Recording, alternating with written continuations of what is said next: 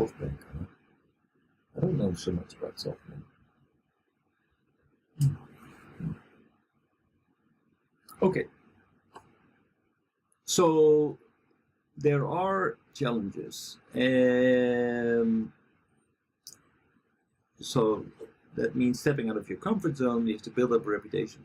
If you are as an individual stepping out of Japan, that means that basically you lose your brand name from the university you graduated, from the company you came from, because it doesn't mean anything outside of. Oh, this word is very good expression. I like it.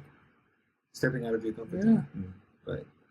But usually Japanese people don't want to get out of their comfort zone.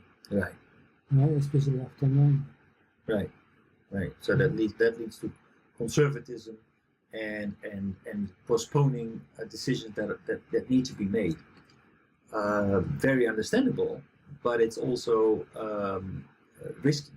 So postponing it many times, and all of a sudden you come into a situation where you're put with your back against the wall, and then in a very late stage they take a risky all or nothing approach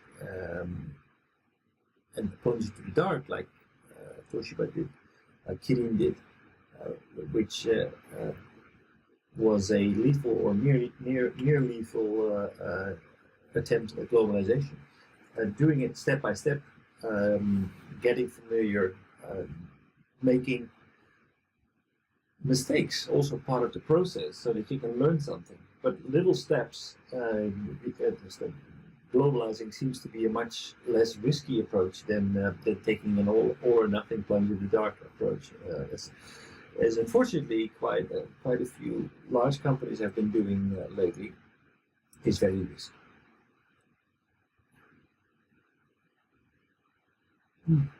So globalizing step by step. Okay. How to negotiate with foreigners. Okay. So that's a pre-assessment that has to do with the training that we're going to offer. Okay. So when we look at customers, okay, who's your customer? For example, selling a car. A customer is not always the same. Some customers are very interested in price and mileage and what kind of engine is in the car. Other customers are more motivated by having access to the latest technology, having the latest car. Electrical car may be an interesting choice for them. Others are more interested in what can you do with the car, how does the car make them feel. They are more into the emotional side of the car, the smell of leather, whether it has a ski compartment, whether I can go skiing with my friends, or if it's a very attractive car that will impress a lot of people. That could be a different kind of customer.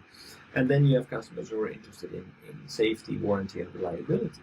So as a car salesman, how am I going to prepare for this? What can I do in order to sell a car? Do I need to know everything there is to know about the car, or do I need to study the psychology of the customer, or what exactly do I need to do? Well, the answer is you need to do everything, because you never know who you encounter, and this is the same idea that European negotiators have when they are preparing for a negotiation. They are looking at all these different possibilities. They're looking at a negotiation from all different angles. So customers value different things, and you never know who will step into your showroom. You better be prepared for all quadrants. That's the same with negotiation. Prepare for all quadrants. We have people who are vision-oriented, value-oriented, process-oriented, and relationship-oriented.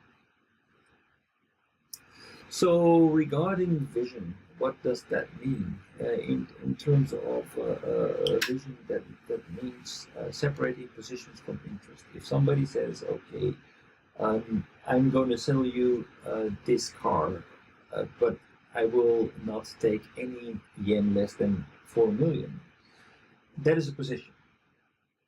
But the interests are more interesting. The interest is the underlying motivation. Why do people take that position of 4 million? Is that because their boss told them to sell the car for no less than 4 million? Is that because they will need to add 4 million to their monthly revenue in order to get their bonus? Is that based on the price that they purchased the car for? What exactly does that? What is exactly the interest that underlies this position? So, a good negotiator will look at the interest behind the positions and try to take as little positions as possible and focus more on interests. What kind of interest do we have? We have personal interests. So, for example, one personal interest could be that I just entered this company and I'm in charge of this negotiation. I want to show that I'm a good negotiator. Now, what is important for me is that I get a good price that will show to my colleagues that I actually know what I'm doing. That is my personal interest. Status could be my commission. A personal interest could be peace of mind. There are many different personal interests that you need to take into consideration. So that personal interest is one interest, but we also have the business interest. That means that, okay, a business interest could be that if I'm going to procure raw materials, then the business interest could be very high to me, because without raw materials, the production will come to a standstill. So business interests for me could be that way beyond the raw materials that I'm acquiring. That basically means that whether or not my production will come to a standstill. So my business interest is much larger than just that those raw materials. It could be reduced expenditure. So if I can get this, then based on what I'm currently procuring, I could reduce my expenditure and increase my profits. Then you have strategic long-term interests. So what will be, for example, getting to do business with a strategic company, starting to sell something in China. Maybe if there is if I want to get access to the Chinese market, I would think, okay, this is a very strategic business relationship. I will sell it at zero profit, or maybe even negative profit, so that I will establish a business relationship, and in the future I might be able to actually use this relationship to do more business in China and make a profit. So a long-term relationship versus strategic interest versus short-term interest. Okay, it's just making sure that my cash flow will be okay. So I cannot, for example, accept giving somebody a long payment term on the sale. So if somebody would ask, okay, I want to pay in 60 days. My short-term interest would be, well, 60 days. That's unacceptable for me because of our cash flow position. Tangible interests are money and financial security. But intangible interests are face saving, for example, important in China. Benefits to gain, risks, cost to avoid, competitive advantage, less risk, or less worries. Those are underlying things. So basically, what a Western negotiator would do, what a European negotiator would do, is okay, look at who are they and what drives them, what drives their business, what drives them individually. So it is a very psychological process to actually discover what underlies their positions, what exactly drives them to choose a certain position. So there are 5 fundamental negotiation strategies: a competitive negotiation strategy, collaborating, compromising, avoiding, and accommodating. Competing is basically going head to head, especially well known is the zero-sum negotiation, where basically we are competing to get the largest share of the pie.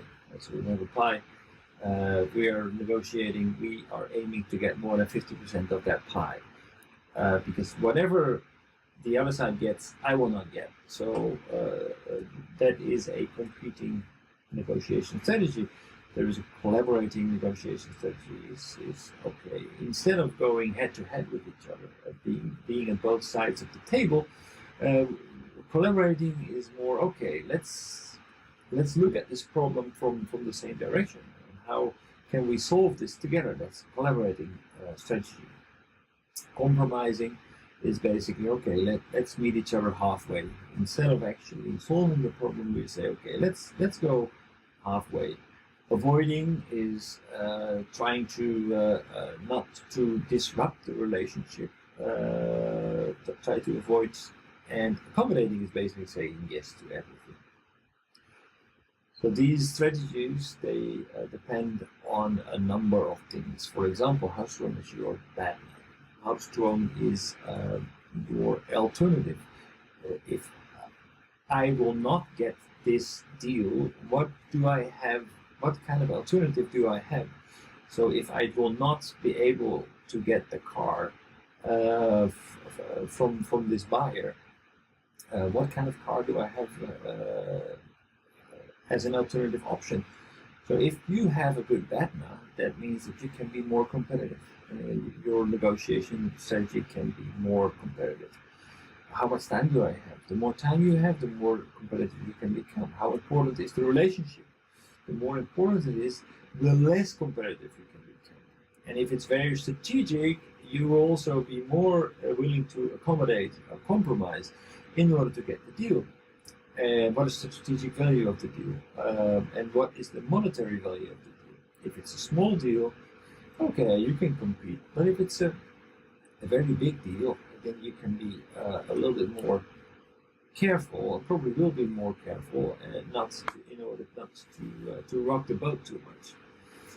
So basically, these strategies depend on your situation. Therefore, preparation means a lot. The better you prepare, the better you will be able to be a competitive negotiator.